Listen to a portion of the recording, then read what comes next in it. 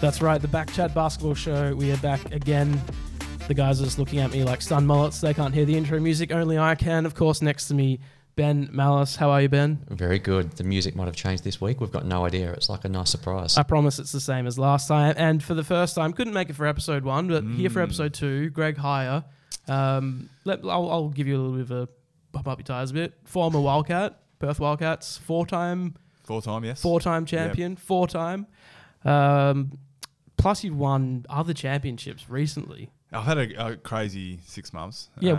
All right. So you've retired. You did retire from the Perth Wildcats from the NBL. What have you been doing since then? So I retired and played NBL 1, literally just to be in good enough shape to put myself into contention of making the comp game, same for 3x3 basketball. That's where the discipline of sport that I thoroughly want to get into or love now. Where I was at in life was sort of maybe this bit of a wake-up call. Like I was like, yep, pumped about comm games, trying to be selected, whatnot, see what happens.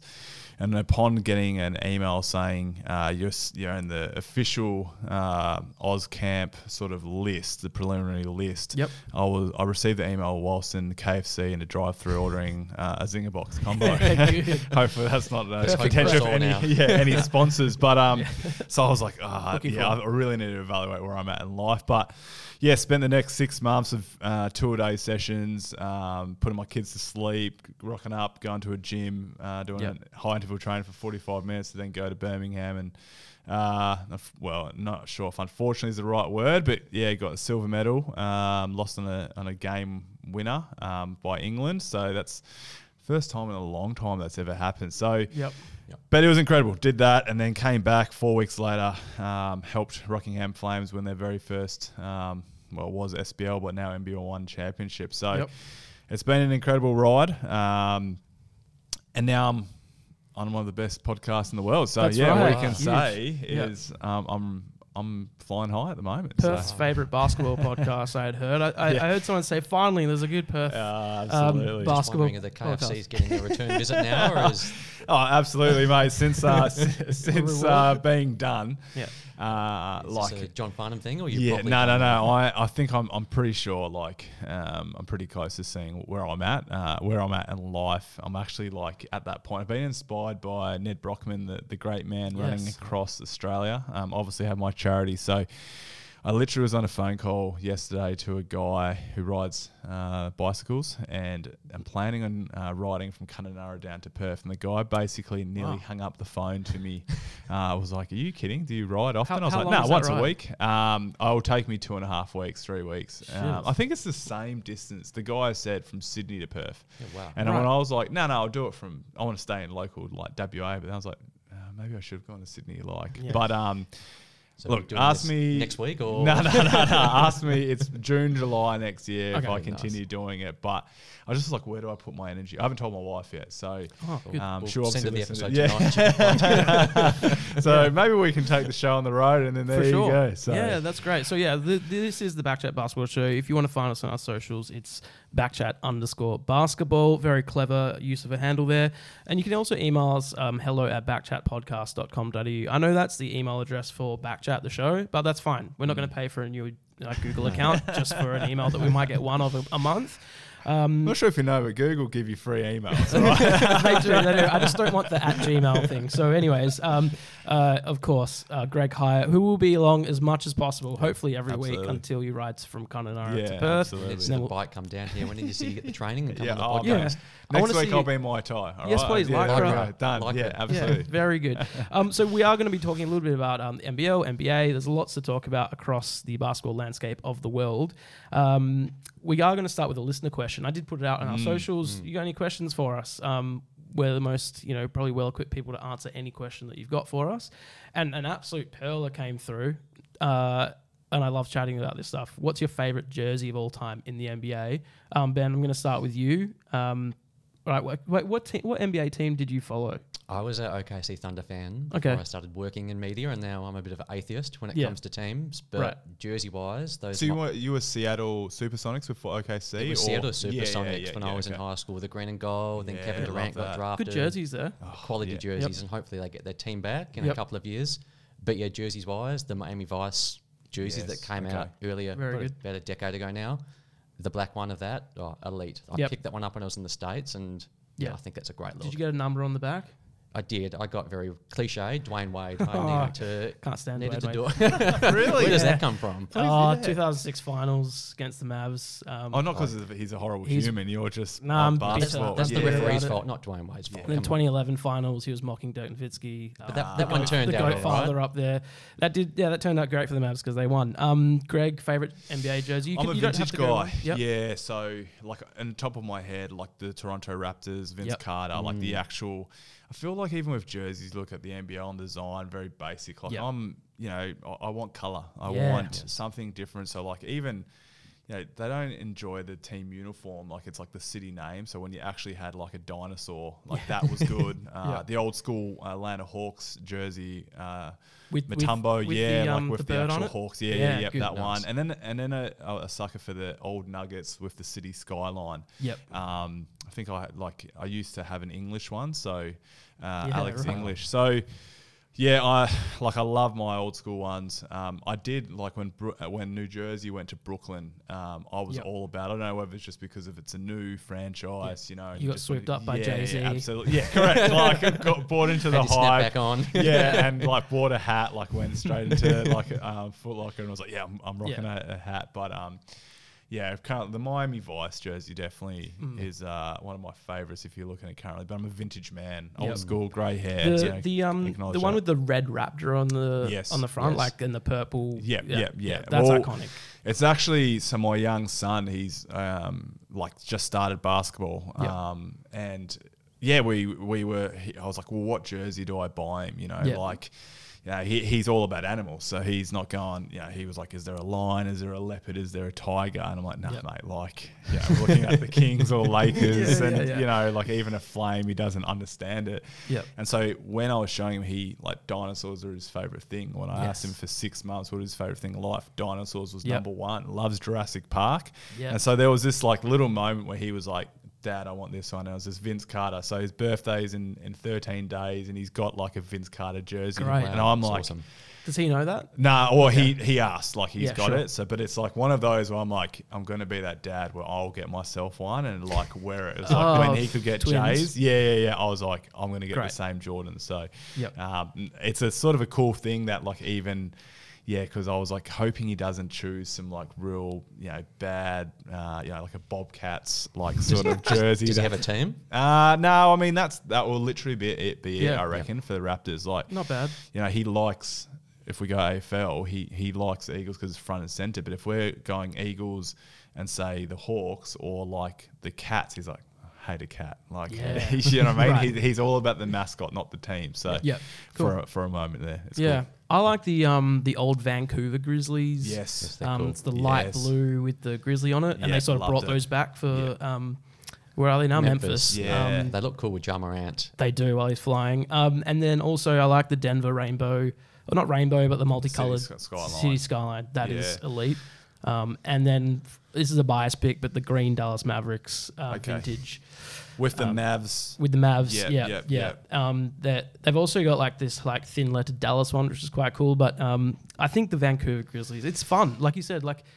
Jerseys now are so boring, like they're so straight up and down. I agree, and I think it's the storylines too. Like I look at the Golden State when they bring that back, but it's like I think of Baron Davis dunking all over Kirilenko. Yes, and that like jersey is like synonymous. That's iconic. Yeah, like and you look at that and you're like the whole element, or when that Warriors team was fun.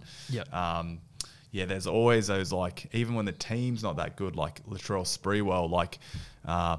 Old school Harold Miner, like Heat these days, like the teams that are just like, if you ask basketball when you're growing up, and obviously our age, just like guys that you don't really know of, but they're like in the pinnacle. So it's always, I think, I don't know. I mean, obviously maybe sponsorship, but like I'd even like, in the Wildcats, like the one-off shit. It's like in the Indigenous designs, like something that's completely different, and you're just like, this is how it should be incorporated instead of just block work and a same template that some designers going, here you go. Like, think outside the box, like be different. Be different. Love it. Love that. All right, so you did mention AFL. a little bit there. And look, we're in Perth, and we all sort of follow footy here. The trade period ended today. It's Wednesday, and this will get released on a Wednesday this time. Sorry for everyone who I said will be released Wednesday. There's some issues. It went out on a Thursday, but yes, we are on a weekly Wednesday schedule. AFL trade period finished, but the NBL, like my dad here, and NBL, they don't really do trades, but there is like a bit of player movement. What's your experience been with players moving teams in the NBL? Because it's very different. I reckon I wouldn't rule it out happening in due time. I just don't think the salaries compete with it right now, right? Like if you've got a guy that's on $80,000, $90,000, $100,000 to be able to do it, like it's just impossible to uproot a family or rip up a rental agreement for that. There's always been talk, and especially around this time, like AFL, and we said, like, what would happen if NBL? Would you be up and against it? There's been even from the NBL Players Association discussions around that, but I don't think you're at a point, right? Like if you had marquee guys and contracts that are maybe like 2 or 3 years. Funny story. And it's not really shared. Well, it wouldn't be really shared. So Matt Nielsen actually spoke about this when he was... He's a former Perth Wildcats assistant coach. Now current San Antonio Spurs assistant coach. But when he was 18, 19, he was with the Sydney Kings, and he was... he missed training sessions because he was down at Penrith on Mad Monday celebrating. And one of the most just genuine human beings in the world, one of the funnest guys. But he was telling us that at that time, as a 18, 19-year-old guy, he was sort of at this crossroads of career, like where's he at? And the Sydney Kings actually reached out to the Perth Wildcats and offered him as a trade. Like they said, we want to you sign Matt Nielsen and we want Scott Fisher. Wow. And I'm pretty sure, and it was never going to happen because there was never any trade. So it was sort of like this. It's just like a handshake under the agreement. table. Yeah, and like take this guy, this young kid, and I think the Wildcats didn't even entertain it because they were like, Matt Nielsen, like 18, 19, Scott Fisher, like a pioneer of the NBL at that time. In essence, like Nelly ended up being one of the greatest NBL players and one of the most revered Sydney Kings players of all time. So it's sort of like really ironic, but I even just like would marvel to think, how does that conversation even happening? But he only found out like from a conversation. It wasn't like his ownership group, and then he sort of was like so insulted, like, are they really trading me? Or it could have been even the way Wildcats may have approached Sydney or something that. So but to think like back however many years ago that a trade could have happened and it would have been this like the one-off NBL trade of all time. So it's pretty funny. And I think when you talk trade movements or off-season movements, you think about there's only about 6 or 8 prominent agents in the NBL. And it's even like when you're talking contracts, you're like, where you're at the pecking order. I remember when I had an agent, Jeff McGuire, and he would have, maybe, let's just say example, he's like Todd Blandfield, Mitch Creek, Finn Delaney and Thomas Abercrombie. So you're like, I have to wait for all these guys to get signed. And I was speaking to a guy in the off-season this year where he was basically going, at that time, Todd Blanchfield just shopping himself around every single club and going around, and it was like the domino effect that he was like, man, he's getting a way better deal, and I'm gonna have to wait till he signs. So it's a sort of bit with the NBL and the Australian landscape, like it's like even agents knowing what that is. And did that make it hard? Because there's only a handful of agents, and a few more are trying to get into it now. Like even Ben Simmons' brother is setting up an agency and really trying to get a foothold, because it's been just a couple of powerful agents, hasn't it, for so long down Mate, absolutely. And I mean, you've got Daniel Moldovan and his group and the Mogul group, and you are starting to get it a bit distinct. But I think they'll always have that control because if a guy's established, like here's Moldovan's like sort of key. Do you want to be Josh Giddey? Like here's that selling point, and that's tough, right, in the Australian market. So, but it definitely, when I was playing, you're sort of like looking at that and going, realistically, the agent is going, like if you're competing at 2 guys and their percentage, and I can get 150 for him and 110, I'm trying to chase more for this guy because I know I'm going to make more money. And so you're sort of sitting there. Hence why in my last 4 or 5 years, I was like, realistically, I knew the landscape, and it's changed so much because the salary cap sort of changed up. But I was like, I know my ceiling, I know where I'm at, I know my floor. I didn't have an agent. I consulted legal advice in terms of the contract matters, but I was like, going to save money here, realistically. And 1 year I was a free agent. Rob Beveridge was a coach, and so basically he just hit me up personally because he knew me, and I was like, all right, I'll just negotiate here and use that to my advantage. I went straight back to Oxford. Said, this is what I'm getting. So saved myself a 7.5% agent's fee, and very good. was able to negotiate it that way. Yeah. So is there many players that take that route? I wouldn't think so anymore. I know obviously Tom Jervis when he came back after he retired, same situation. But I think obviously the salary cap has significantly changed. When I first started, I was getting $6,000 as a development player, working 3 jobs and just I loved it, but was going, there's not that scope. Whereas now development players, as we're seeing currently in the NBL, Lockie Dent playing major minutes, Owen Foxwell for South East Melbourne, playing major minutes. So the salary for them now is $53,000. That's not significant from an AFL standpoint. Yeah, but at least you can basically make it your full-time gig. Well, yeah, absolutely. I mean, they're playing 6 months of the year, and then they go, and they're obviously stars in the NBL 1 competition, and that's increased. Now they can earn $25,000-$30,000, so that seems more reasonable. $75,000-$80,000 for a year, and hopefully they get a contract. So I think that, in essence, that's what you want. Then you're now not competing maybe with the AFL market, and you're seeing those guys sort of stay. So, in essence, for the competition to grow, that's where you need that anyway, for sure. Great. All right. Well, let's go from some AFL stuff to more basketball, NBA news. Draymond Green. That's announced today. Draymond Green will play opening night. So there was some talks around him. Is he going to be suspended? So it turns out all he's received is a fine. This is on the back of him punching Jordan. I wonder how much this fine is, though. Well, and also they apparently the Warriors could only fine him a certain amount. There's a max amount. Yeah, so I don't know what that is, but I assume it's probably close to the max. And for him, it's nothing. He's got a 100 million plus. He's looking for a big payday, isn't he? Yeah, that's right. So he punches Jordan Poole straight in the face. The video leaked out of from TMZ. Thank you, TMZ, for sharing that with the world. And funnily enough, it was reported initially as just Jordan Poole was struck by Draymond Green in practice. There's a bit of a scuffle. They've sorted it out and move on. Then this video gets leaked, and it's like, oh shit, that's actually a big deal. What was your first reaction, Greg, when you saw that punch? Oh, it's funny and how polarising Draymond's been, and how my feelings about him have just changed so significantly over the years. I'm all for the underdog story, and when you can't help but admire a guy from Michigan State, 2nd round draft pick, role player that now becomes this, I think, the most significant piece on that team, in terms of embracing that. Yeah. But one of my pet peeves in life is when someone makes it, their whole personality changes, in terms of their whole dynamics. Just a guy that's not really gracious anymore, doesn't. Yeah, he goes, I acknowledge, I'm a guy from Saginaw, and I've had it tough, but now I'm just the business. I'm the best player in the world. And don't get me wrong, he is a very important cog of that piece. But let's not ignore the fact that Klay Thompson and Steph Curry are the reason why they win. Exactly.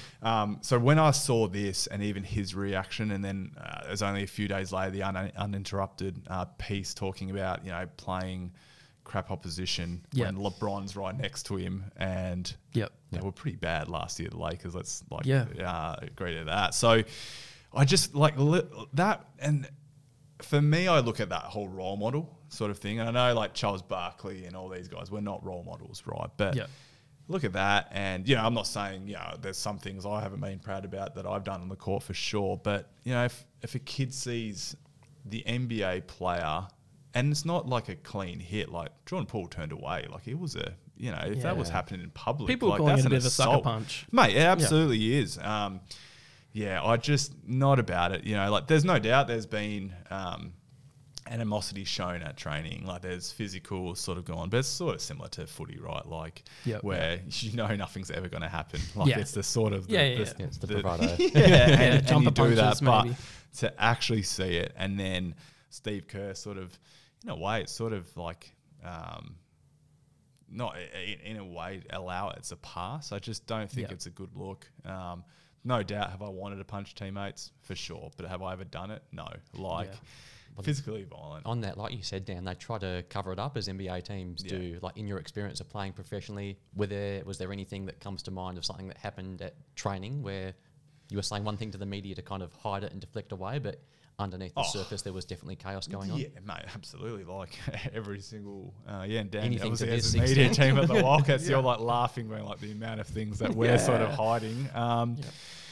Yeah, I think, look, from a fracas and all that sort of stuff, like there's no doubt that's been had. You know, I remember like 1 year sitting there, you know, the year we had JP Tokoto and Clint Steindl was like one of the most disruptive years all year, very frustrating time on and off the court. And yeah, JP would get into it with Clint all the time.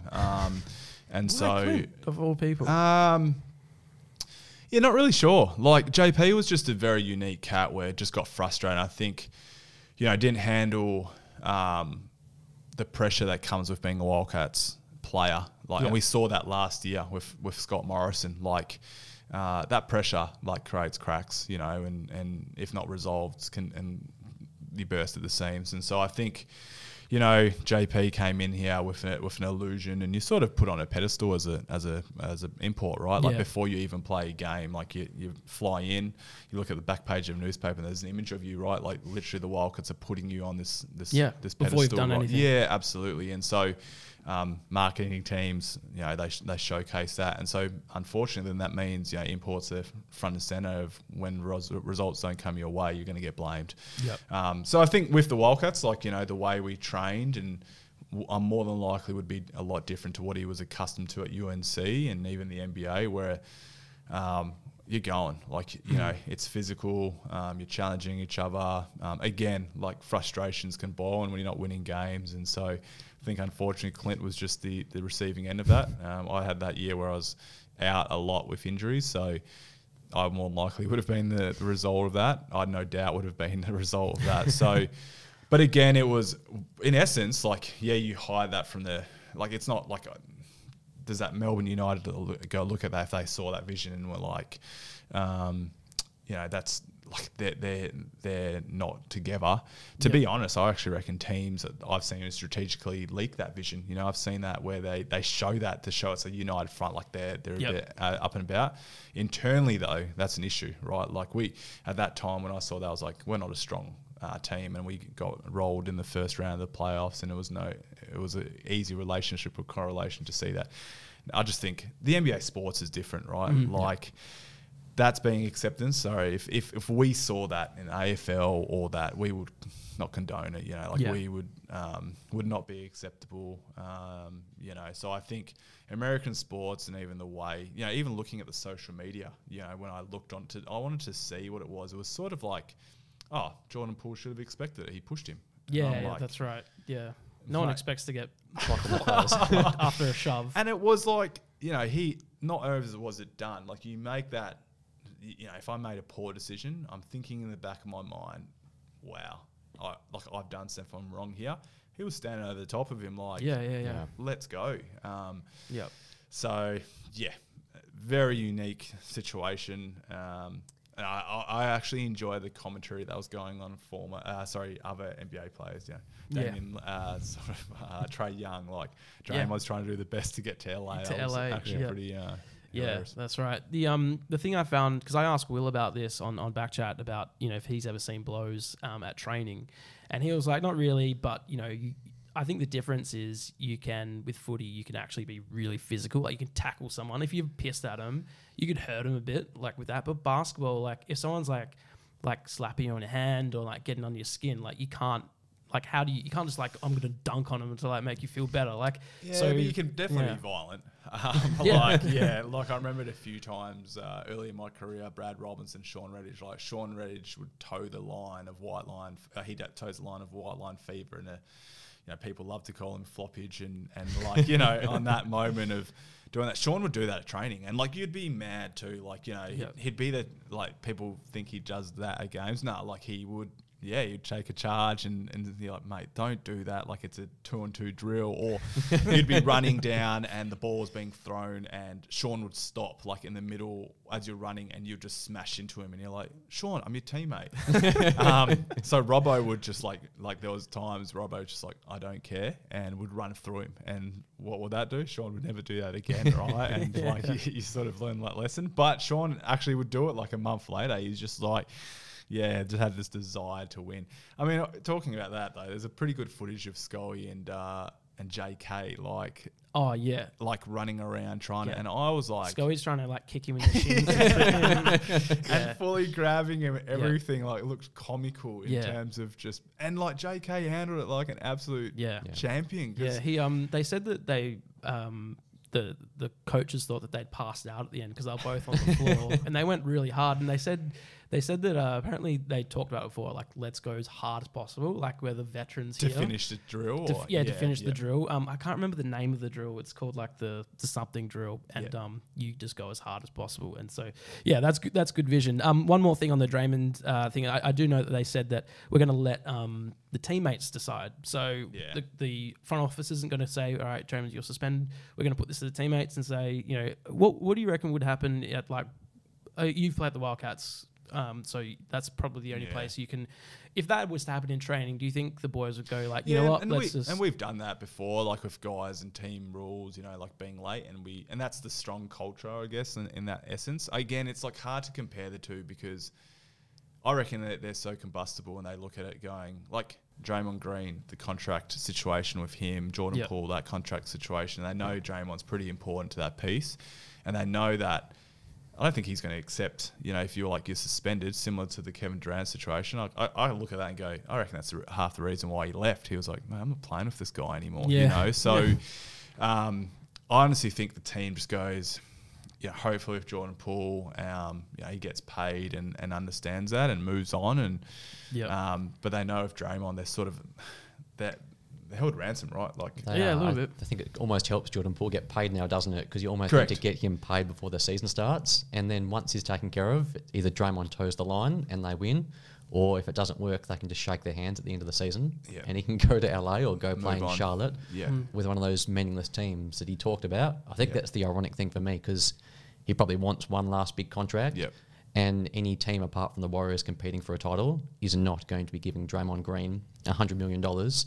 So it's kind of put in a position now where he almost has to behave himself if he wants to stay in Golden State and if he wants to get that big payday. He's a great player, but he's in the perfect system for him. 100%. And that's what I don't think. I think he doesn't realise that. And even I think Golden State go, can we find a replacement? Though no one's going to be Draymond in terms of defensive intensity and vision and the relationships he's built with a few of those guys. But in saying that, like, there's no doubt, sort of the guys that receive that massive payday, they move to the next club. You know, it's similar to what Ben Wallace was with Detroit Pistons, where he was a pivotal piece, helps them win a championship, then gets a payday at Chicago Bulls, and he's just not that guy. It's just not that system. And it'll be the exact same similar thing with Draymond. Like, it's not like he goes and goes, oh, I can shoot all of a sudden. Like, that's an issue. Shoots with the backpack on his back. Correct. Like, so there's two guys by the name of Klay Thompson and Steph Curry that are carrying him. He plays his role perfectly, but it's sort of going to be this. It's so funny how cyclical the NBA is, isn't it? I sent you the article from Pat Riley from 30 years ago talking about the disease of more and what happens after you win. Yeah. And the NBA is its own ecosystem, as you know. But it's quite funny, isn't it, that every 5 years or so, the same cycle keeps happening. And Draymond's at the point now where he's got his podcast, he's on the shop with LeBron, and transitioning to another phase of life, which is totally fair and understandable. He's had a great career. But yeah, getting that one last payday on the way out, it's just interesting beyond what it is going to be in Golden State if he's still there. And you mentioned, Dan, before, letting the players decide on the punishment. Yeah. Of course, the players are going to probably want him back out there on opening night. Imagine Jordan Poole going, no, I'm not playing with him. Like, this is not going to happen. That's like the Warriors being very smart. Like, we don't have to make a decision. We'll leave it with the players knowing full well probably what they're going to do. So, yeah. Absolutely. And you've got some old heads like Andre Iguodala and all that sort of going. Yep. Somehow still on the team. Yeah. Keep signing them deals. Yeah, it's even like Haslam. I read an article where he was like, I'm not a charity case. I was like, mate, he's just got the best cheerleading job in the world. Gets to train every day and for watch about basketball 5 games. seasons, I'm like, Haslam's still on the team? There's a statistic showing minutes per, like, getting paid per minutes, and it's like John Wall, obviously hasn't, in the last few years, and Haslam's like top 3, and then there's obviously some like legit superstars like Giannis and LeBron and these names, and then you're like, look, I know I'm off, mate. I got carried a lot in my career. I'm not for the fact I'm like, I'm a superstar, but I also know at a point in my life, I'm like, if I'm playing 9 minutes for a whole season, was it last year where he came into his first game and got ejected after 5 minutes? Yes, absolutely. And he's like, and then he's yelling against Jimmy Butler. Like, So let's bring it home to the NBL. Brisbane Bullets signed massive. We got an Australian, so it's not technically an import. So they got a huge signing in Aaron Baines in the off season, which looked like Brisbane were going to be competing, for that one of the top spots. Hasn't really worked out that way. What have you seen at Brisbane, Ben? No, you're exactly right. I thought the first game they played in Perth, they jumped the Wildcats, and you're thinking, oh, this is looking all right. Aaron Baines was dropping back on defense and doing his thing. And the last 2.5 games since then, it's just fallen off, hasn't it? They lost to Tassie over the weekend, and we're already starting to see the rumours and the media speculation about the head coach, which maybe it's justified, maybe it's not. But yeah, I think the biggest observation I've got is watching Aaron Baines come back to the NBL, and it's almost like he's been playing at a different level over the past decade, and you can see him trying to implement what he wants to implement with the Bullets, but they just haven't clicked so far, and they're 0-3, as I say. The coach is under pressure. My good friend Olgan is tweeting out whether his job's on the line and a few bits and pieces. So it's weird to say, isn't it, Greg, that it could be a must-win and they need to get their act together 3 weeks into the season, but it really seems like they need to get a win this weekend. Yeah, it's a blessing and a curse. And James alluded to it when Aaron signed, was like, there's an expectation, and by golly, there is. And they have been disappointing, I think.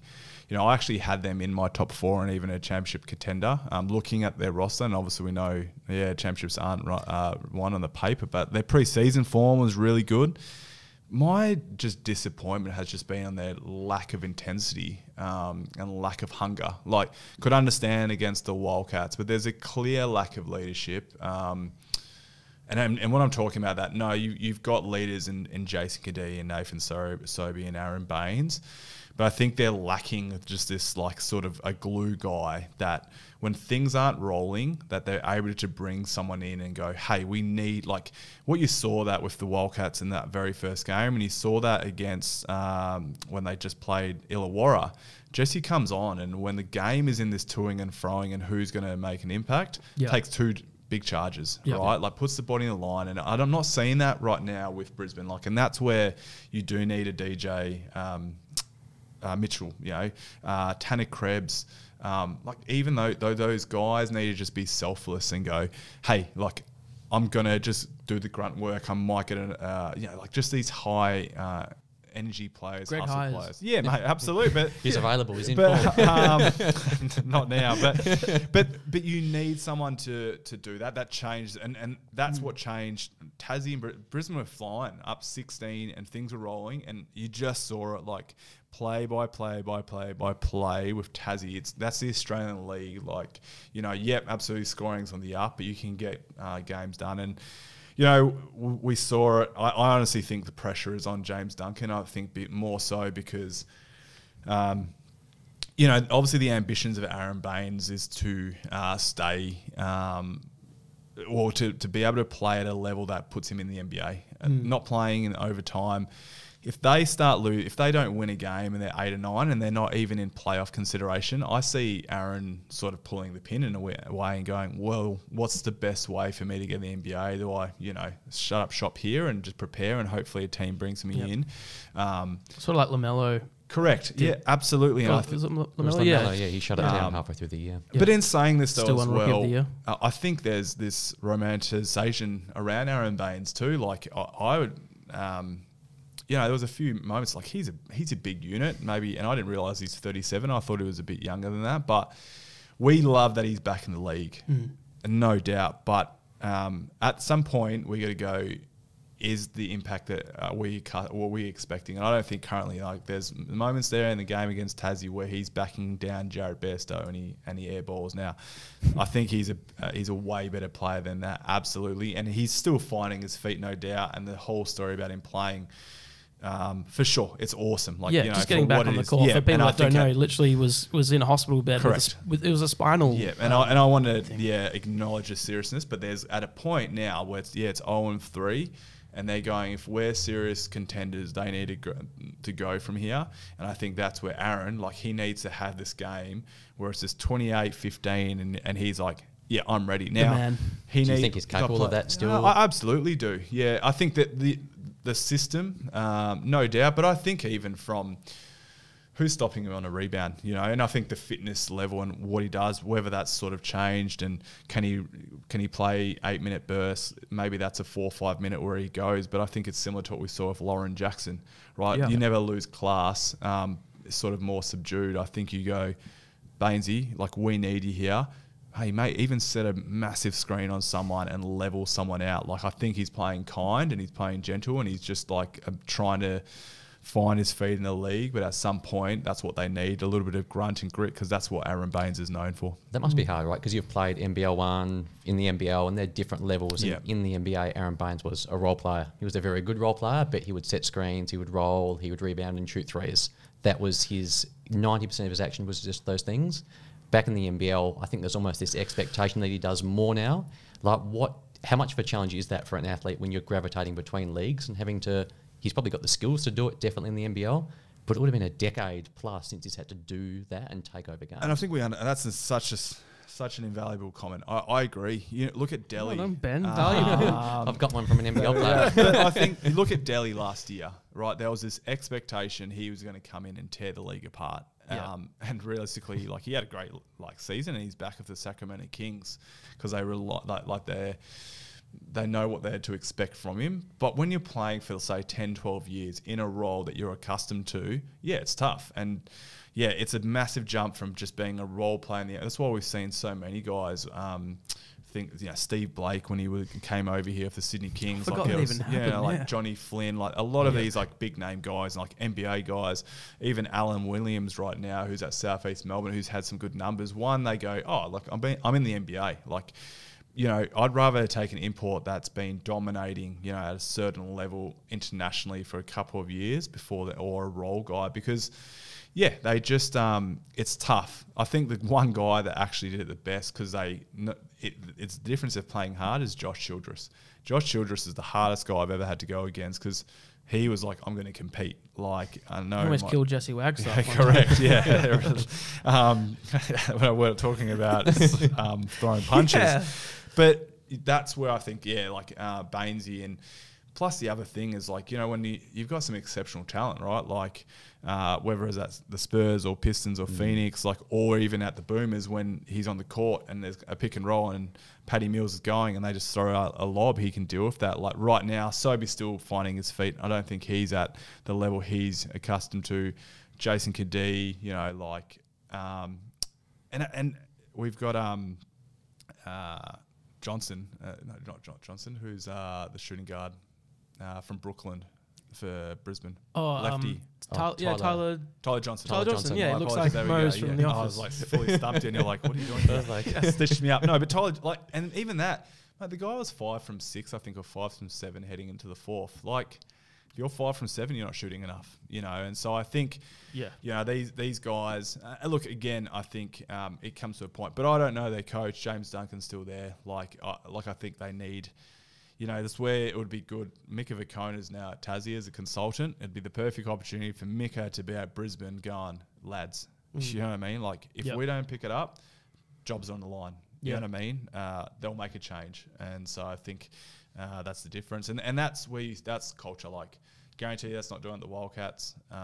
You know, even Tassie, you know, with that sort of stuff, ingrained sort of thing, that they'll make sure they perform. Yep. All right, let's do one more before you have to go. You're about to go coach your son for the very first time in basketball. I don't envy that. Are you going to be like harder on the son type thing, or give him more opportunity? No, I have been dreading this moment, right? Because I hate abuse, and so me and social media, like when someone says something bad about me, it really affects me. Yep. And so I've been like trying to get my son away from like any sport, like love it, but I was like, oh yeah, do footy because then I don't really care. And so all of a sudden he is just infatuated with basketball. It's to the point where then, but I was doing Oz kick and I was like, you know what, it's all about having fun, right? Like I was, the very first drills, I didn't know what I was doing. I was playing the toilet game where you play tag and you pretend to flush a toilet. So I was like, man, I'm a big kid. So now my son is like doing this, but I've got 9 kids, have never played a game of basketball in their life, don't know the rules. And I know my son's talent level. So today's our very first training session. Yep. I'm petrified. Like, you know, I speak to strangers about mental health and I am more nervous than I've ever been. But yeah, and in terms of that, mate, my son, like, I'll be equal rotations. I don't, you know what the worst thing in life is ugly parents. And so the only thing I'm looking forward to is at the end of season, like, they buy me a gift, and like, I'm a big fan of Kraken, KFC badges, Whippersnapper Distillery, love a whiskey. So there's my, because I don't generally buy so you're things doing for it myself. For the presents. Absolutely, yeah. Sure. Okay. I used to play for cool. Yeah, mate, you're Coolbinia Bombers. Who's also a full-time champion. No, we never won a premiership with the Coolbinia Bombers, but the coach's son played, and he was so bad, and he kept playing him all the time. It was really frustrating. Yeah. All right, let's go one more thing. What's his name? Might as well say it. The kid's name was Gavin. I can't remember what Gavin Crossley. No, I can't remember what the coach's name was. But Gavin, if you're somehow listening, you know you're bad. Let's go Victor Wembanyama. What a guy! What a guy! So we talked about him last week, and I'm sure we're going to talk about him probably every week on the podcast because he's some sort of. So at first, people were talking about him as a unicorn. You're talking Luke Jackson unicorn? No, Victor Wembanyama. He's a unicorn. Yeah. So LeBron said he's not a unicorn; he's an alien. Like, we've never seen this. So a few things have been said about him. Best draft prospect potentially since LeBron. I think that's Luka Doncic, but I'm biased. And Richard Jefferson came out and said if Wembanyama and LeBron were in the same draft group, you would pick Wembanyama first, which I think that's whatever. That's just Richard Jefferson saying stuff to get in social media. Yeah, absolutely. He's very smart. He's very good at it. Have you played with any sort of... Because these people are like few and far between, but sometimes they show one little spark and then they go away. Like, have you had any sort of experience playing with these? Unfortunately not. When I read the run sheet, I was like thinking along that, and I was like, nah, like, who was the tallest person you played against? Tom Jervis, I reckon. Yeah, like in the NBL, but like, yeah, you're not comparing him to unicorn. He's a baby giraffe. Yeah, like not to that level. I think. Yeah, I mean, you look at even. Porzingis and Nowitzki and like those guys. This guy's next level, right? Like, it's funny to see Adam Silver say, "Oh, no teams should be tanking." Mate, if I wasn't even thinking about winning, I am resting all my guys. We said this last week. If you want some cheap basketball, go to San Antonio or Oklahoma City or Salt Lake City in April. Greg Popovich, who, I mean, he's going to retire any moment, surely. Absolutely. But if he gets Victor Wembanyama, I'm sure he just goes, "I'm back." 100%. I know. It's James Duncan, like with Aaron Baines, like, sweet. Any coach goes, "I've got like 1 or 2 years, and if I don't develop this, like, and I'm not a championship contender, I'm done." The only thing I hate about like the NBA, it's like what we're seeing right now. Chet Holmgren is like guys in that figure or the body. They just like they work with him and then they get hurt for a year and then you got to miss out like for like a year or two to that level. So what I do hope is like he gets to an OKC or if a Giddy or goes to a franchise like New Orleans, which won't be because they're playoff, but like someone that's like good, you know what I mean? Like not like a budding team. Like if he ends up like say like Charlotte. Just bottoming out. Yeah. bottoming out for the next little while. Yeah. All right, well, that's Victor Wembanyama. I'm going to who have you played with? I mean, obviously not Gavin. No, Gavin. I played, basketball-wise, I don't think I've ever played with... there's this really tall guy that plays at Warwick Leisure Centre, and he always palms the ball. Yeah, Josh Garland. He's tall. You may have actually come across this guy at Warwick Leisure Centre. This guy, he palms the ball everywhere. Like, he just plays one-handed. He has one-handed floaters. He's really tall and really aggressive. Was he any good? Warwick. Yeah, at Warwick. Yeah. He was a little bit good, and he used to chat a lot, and it just frustrated me. But I got so many texts playing against him because I used to. What's his name? I can't remember. I don't even know his name. But he was an opponent. That's the guy I used to, and you know, you look at the roster, you'd be like, oh, we're playing like Greg's team. Like, oh, I hate them because like they've got that guy that always. Okay. If anyone listens to this that's played at Loftus, so Warwick, Gav, can you please? Gavin and this guy that always palms it. All right, that's probably all we've got time Two for. guys, we've just lost 2 listeners. Yeah, that's right. Our only 2. You've got to go coach your son. Please make sure you don't favour him too much and don't be too hard. I don't want to see like a Perth Now article where it's like former Wildcat Greg higher. It'll be like my son's punching someone in the face. That's right. Like, it's all right. It'll be fine. Well, hopefully you're back for episode 3 then, which will be next week, next Wednesday. Yeah, that's right. In your lycra. If you want to find what we're doing on socials, perhaps we'll post a picture of Greg in his lycra. That's BackChat_basketball on Instagram. And you can email us, hello@backchatpodcast.com.au. That's probably all we'll cover. We've got lots more to talk about. Too much next week. We got too much. NBA starts next week. I want you like. Are we NBA fantasy basketball guys? Oh, I used to be. Horribly. It took too much of my time. I used to have notepads and scribbling and like. Is this something that we're maybe looking at BackChat? We could. I'm not sure if we've got the time for it, but we could definitely try. And I want your like premature predictions of who's going to win at the NBA. That's what we'll start with that next week. All right. Thanks. Love it. Thanks, lads.